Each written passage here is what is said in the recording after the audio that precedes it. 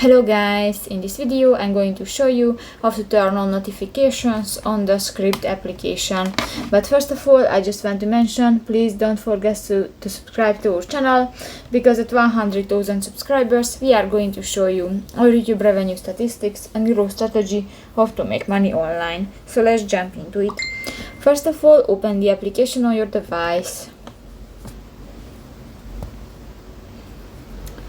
That's the home screen, and go to the lower bar, click to the account button at the lower right corner of the home screen, and here you can find the notification settings under the downloads. Click that, and here you can allow the notifications. Click to the next white circle icon, and actually you can receive the notifications, and if you want to turn off, just click that white circle again.